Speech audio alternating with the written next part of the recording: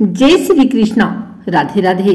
आइए जानते हैं जो साल भर नहीं जला पाते हैं धूप, अगरबत्ती या दिया, ओ किस दिन 365 दिए को एक साथ जलाकर साल भर की पूजा और साधना संपूर्ण करते हैं। आइए जानते हैं कार्तिक मास में किस दिन 365 बाती का दीपक जलाना चाहिए।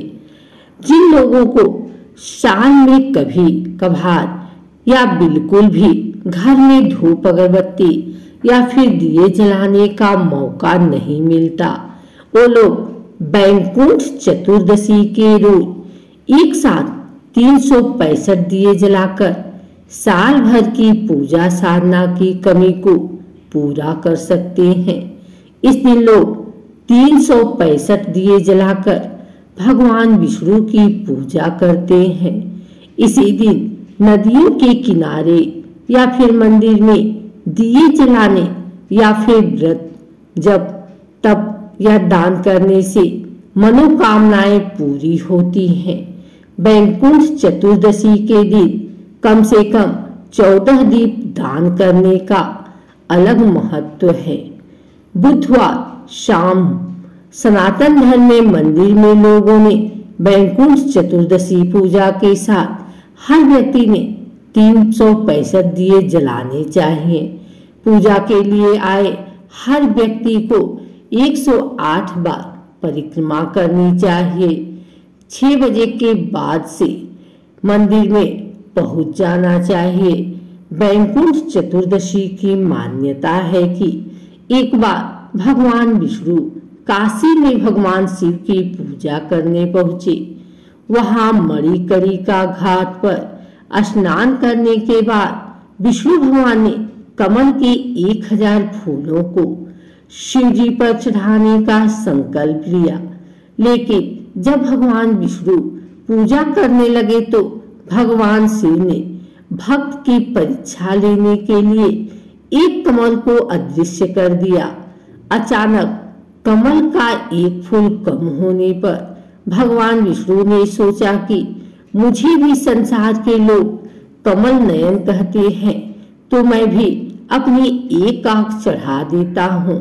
तभी भगवान शिव प्रकट होकर भगवान विष्णु से बोले कि हरि, तुम्हारे सम्मान संसार में मेरा कोई दूसरा भक्त नहीं है, इसलिए आज से कार्तिक मास के शुक्ल पक्ष की चतुर्दशी को अब वैकुंठ चतुर्दशी के नाम से कहलाएगी। इस दिन जो भी व्यक्ति भक्ति से आपका पूजन और दीपदान करेगा वो वैकुंठ को प्राप्त होगा। तभी से वैकुंठ चतुर्दशी के दिन इस तरह दीप जलाने की परंपरा है। दीपदान क्या होता है, कैसे करते हैं और क्या है इसके फायदे। दीपदान के बारे में सभी ने सुना होगा, परंतु कम लोग ही जानते होंगे कि दीपदान क्या है, कैसे करें दीपदान और क्या है दीपदान करने के फायदे। इस संबंध में जानना है तो कुछ जानकारी लेकर आई हूँ, इस वीडियो को जरूर सुने। दीपदान क्या है? दीपक का दान करना या दीप को जलाकर उसे उचित स्थान पर रखना दीपदान कहलाता है। किसी दीपक को जलाकर देव स्थान पर रखकर आना या उन्हें नदी में प्रवाहित करना दीपदान कहलाता है। यह प्रभु के समक्ष निवेदन प्रकट करने का एक तरीका होता है। देव मंदिर में करते हैं दीपदान, विद्यमान ब्राह्मण के घर में करते हैं दीपदान, नदी के किनारे या नदी में करते हैं दीपदान, दुर्गम स्थान अथवा भूमि धान के ऊपर पर करते हैं दीपदान। कैसे करते हैं दीपदान?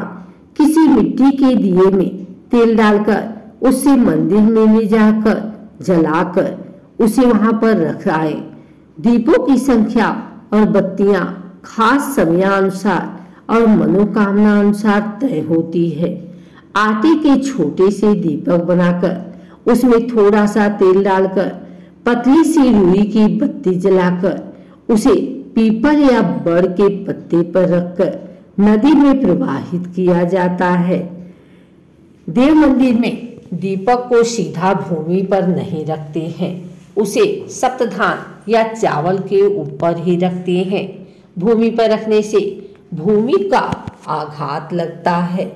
कब करते हैं दीपदान? सभी स्नान पर्व और व्रत के समय दीपदान करते हैं। नरक चतुर्दशी और यम द्वितीया के दिन दीपदान करते हैं। दीपावली, अमावस्या या पूर्णिमा के दिन करते हैं दीपदान। दुर्गम स्थान अथवा भूमि पर दीपदान करने से व्यक्ति नरक जाने से बच जाता है।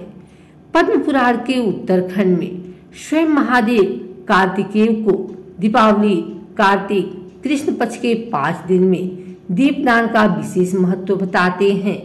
कृष्ण पक्ष विशेषेण पुत्रपदी चिदान च पुण्यांतेषु यो दत्ते दीपम सोक्षय मां प्रियात। अर्थात कृष्ण पक्ष में रमा एकादशी से दीपावली तक 5 दिन बड़े पवित्र हैं। उनमें जो भी दान किया जाता है वह सब अक्षय और संपूर्ण कामनाओं को पूर्ण करने वाला होता है। दीपदान करने के फायदे: अकाल मृत्यु से बचने के लिए करते हैं दीपदान। अपने मृतकों की सद्गति के लिए करते हैं दीपदान। लक्ष्मी माता और भगवान विष्णु को प्रसन्न करने, उनकी कृपा हेतु करते हैं दीपदान। यम, शनि, राहु और केतु के बुरे प्रभाव से बचने के लिए करते हैं दीपदान। सभी तरह के अलाबला, गृह कलह और संकटों से बचने के लिए करते हैं दीपदान। जीवन से अंधकार मिटे और उजाला आए, इसीलिए करते हैं दीपदान। मोक्ष प्राप्ति के लिए करते हैं दीपदान।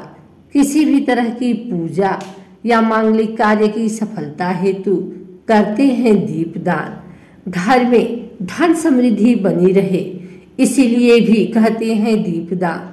कार्तिक माह में भगवान विष्णु या उनके अवतारों के समक्ष दीपदान करने से समस्त यज्ञों, तीर्थों और दानों का फल प्राप्त होता है।